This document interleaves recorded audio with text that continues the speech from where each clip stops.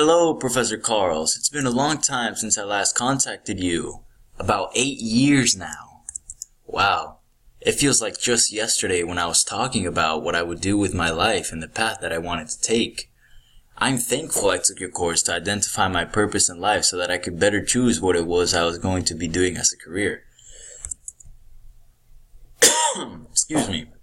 My purpose was to help entertain, and still is, to help entertain people through my career as a computer programmer, utilizing my strengths of focus while maintaining my value of achievement.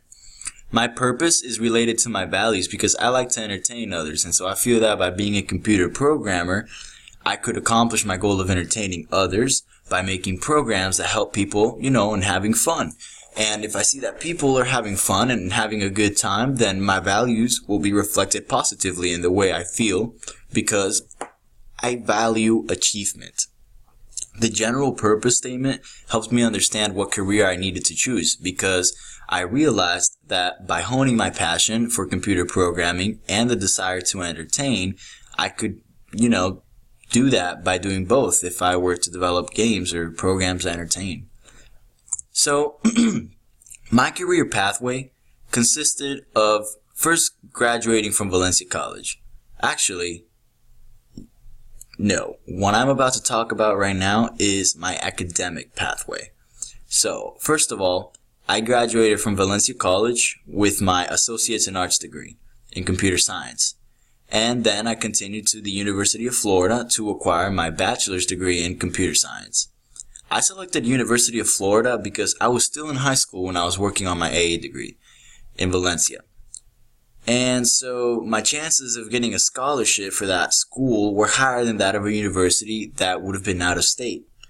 I also chose the school because they had a good ranking nationally for computer science, so it's not like they were whack. The liberal arts and sciences program that the university offered was great for me because I was able to major not only in my area of interest, but I was also able to double major in engineering, which I could then use to my advantage and use in parallel with my knowledge acquired in the computer science curriculum.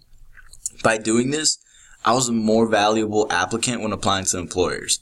Even though University of Florida was still inside the state, by leaving Orlando and attending UF in Gainesville, I was able to meet people from different regions and be able to network with people from many different places. Considering it is a public state university, it was guaranteed that people from not only Florida, but also other states and places were present in attending, which allowed me to network with them. As for my career pathways now, as soon as I, earned my bachelor's degree in computer science, I landed an internship with Roblox Corporation. And I was part of the web development team. I was promoted to a senior web development position in which I oversaw all of the progress within my web development team. Currently, I am still at a senior web development position, but I still have many more things to accomplish and many more people to entertain. Roblox is a game company that allows users to create their own games, but also play in others that regular users just like them have created. And so I felt that by working here, I would be able to pursue my purpose and, fulfill that, which was that of wanting to entertain while keeping my values of achievement. Because if the company grew, it meant that my coworkers and I were doing good and keeping Roblox a fun and entertaining experience for everyone. You see, in order to be a successful programmer, you have to be someone who is persistent no matter what. You have to be someone with good math skills because some of the code may require you to write some difficult mathematics.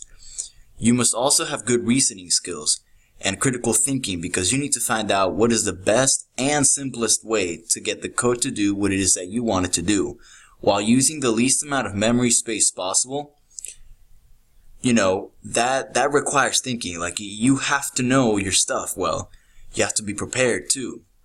So one of the most memorable things that Cody, who was the person that I interviewed for your SLS class back when I took your class, he said that the fact that he recommended taking breaks from, when you're at work from coding, taking breaks from coding, that is extremely helpful and beneficial because I never realized how brain dead you can get. but you really can. And so, taking small breaks, like 5-minute breaks or, even 10-minute breaks, it helps out a lot. So this means that he gets paid breaks, which I thought was phenomenal. He suggested listening to music among the things he does to level down his frustration, whenever he couldn't figure out a way to make the code function. But, he also mentioned that IPO, which is essentially the input process output chart that you complete before starting to program, was essential to minimizing or avoiding frustrating situations. You see, as far as the cost went, in order to achieve my associate's degree, it was almost free, because I used to be a dual enrollment student at Valencia, and so the Orange County public school system paid for everything. For my bachelor's degree, it was a little under $13,000. After I had graduated high school, I paid for the rest of my education with the scholarships. I was offered, the Pell Grant, and, I'm really thankful for that. I used to need help in writing, and so when I was taking my freshman Comp 1 and freshman Comp 2 classes, I would find myself going to tutoring often because I needed help in writing these essays. So, all in all, I am extremely thankful for that final story project that you had my class and I do, actually the whole class, because not only did I get to find my purpose along the way, I also got to find out, different things that I could do. It's made.